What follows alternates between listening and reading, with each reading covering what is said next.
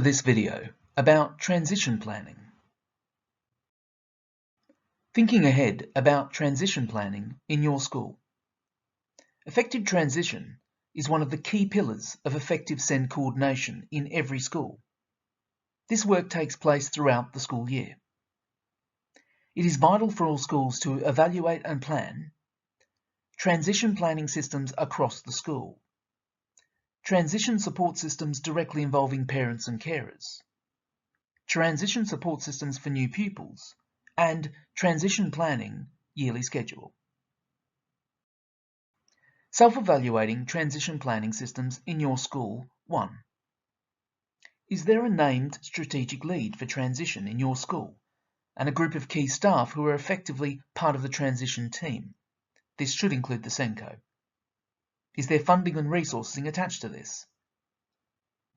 Is there an understanding in your school of how primary and secondary school approaches to teaching and learning are different and similar? Are there processes or initiatives in place to enable this, for example, partnership and shared projects with one or more schools in a different phase? Is there a transition policy covering all types of transition, for example, in-year entrance, and a working framework, that is with a schedule and steps in place in your school? Are all stakeholders, including teaching and non-teaching staff, aware of this, and do they know what their roles are? Do you have systems in place to ensure that feeder settings and providers are not being asked to provide the same information more than once? Are there clear, robust systems within your school to ensure that all key information is shared between all staff involved in transition, including the SENCO and staff who oversee pastoral care and safeguarding? And is there a system in place for recording and sharing data and information available from the feeder setting or school and entry data? Self-evaluating transition planning systems in your school. 2. Is there a system in place which ensures that necessary focused conversations take place for children whose profiles are or are potentially complex and vulnerable between the feeder school or setting and a key member of staff? For example, the SENCO, class teacher, designated safeguarding lead, etc. at your school. Is there a system and set of criteria in place in your school for devising a transition concerns list, highlighting all children who may be vulnerable to negative outcomes? This would include underachievement, poor behaviour and persistent absence, with key data and notes. Is there a system for sharing appropriate and necessary transition information with class teachers and support staff, and knowing what they're expected to do with this information? Is there a rigorous, reviewed pupil tracking system in place to monitor progress within the first few months of new pupils starting at the school, incorporating data and information available from the previous school or setting and the school's baseline entry data? And at a certain point in the year, are staff, parents and pupils involved in evaluating the school's transition policy and arrangements to drive continuous improvement? Planning transition support systems directly involving parents and carers. Does the school's SEND information report, and ideally also the school's SEND webpage, answer the key questions that prospective and new parents are likely to ask in plain English, with a clear and dedicated section on transition? Are open evenings and induction days scheduled in your school year to provide prospective parents and pupils with clear information about your school's offer, including pastoral support and SEND support? Is the SENCO and SEND team visible and available at these events? Before the school year starts, and also early into their time at the school, are there processes in place to ensure that parents provide information, for example through questionnaires, and have clear access to key staff to share additional information about their child? Does your school have a scheduled opportunity for parents to meet informally with their child's teachers and maybe support staff? And does your school have an approach for targeting harder to reach parents, for example via personalised invitations, the offer of home visits, regular phone calls and other efforts to build a relationship with each family? Planning transition support systems for new pupils. Are there clear systems for sharing information about social groupings, interpersonal dynamics, etc., for children who have attended the previous school setting together to inform the creation of class groups? Does your school's transition support program, including school visits, sometimes with the participation of current pupils, address the most common concerns that pupils and parents have, including developing new friendships, dealing with potential bullying, getting used to their new routines and school organisation with ease, and managing the changes in the volume and level of work, as well as expectations regarding greater independence? Are there clearly listed and defined systems in place for children who are identified as more vulnerable on transition, which provide them with additional supports for before they move to your school and from the point of entry to your school?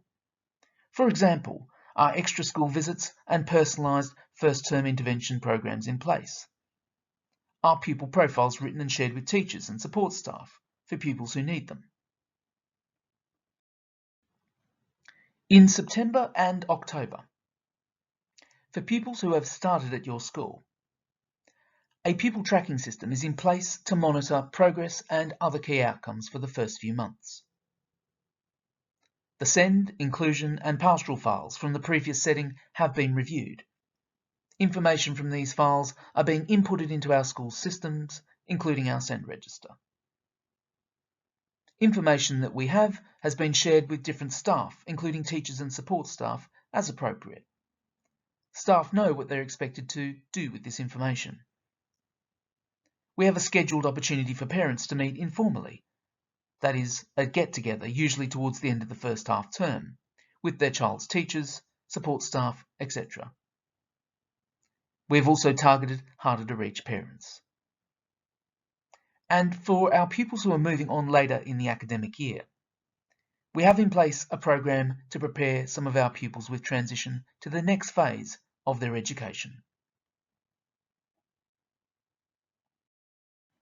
From November to February, for our pupils who have started at our school, pupil progress tracking from the first term has been reviewed. New SEND or inclusion files have been created by now. And additional, more specialised screening and testing based on issues and concerns raised has been taking place to support the further identification of needs and the accuracy of our SEND register.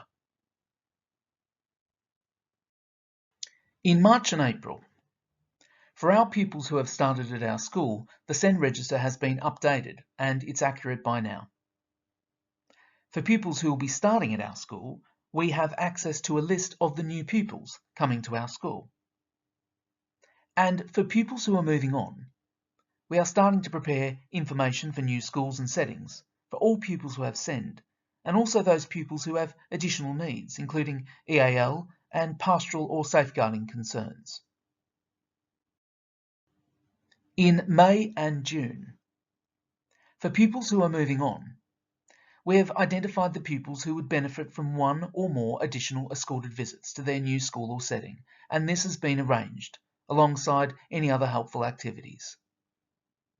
We have identified which pupils on the SEND register, as well as pupils with additional needs, need to be highlighted when liaising with the SENCO and designated safeguarding lead at their new school or setting. And key information and advice about pupils has been securely shared with the new school or setting through local transition processes and events. For pupils who will be starting at our school, we have read the information provided by feeder schools and settings. We have a confidential, centralised list that highlights all children coming into our school who may be vulnerable in some way on transition. And we have liaised with professionals from feeder schools and settings and attended transition meetings, including meetings for individual pupils where necessary. This includes, for example, pupils with an EHCP.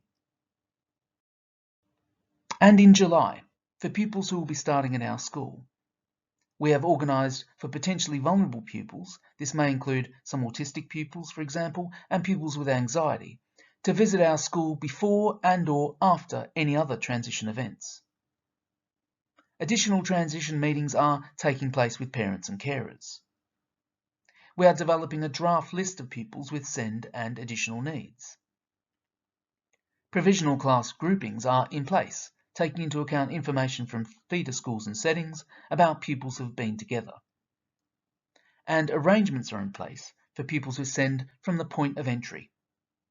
Staff who need to know about this have been informed and are prepared. This may include pupil profiles, specific classroom requirements, for example, resources and seating plans, and a continuation of required provisions. For pupils who are moving on, we have worked with the new schools and settings to assist with their transition support arrangements, and we are passing on pupil files to each pupil's new school and setting so that they receive this in good time.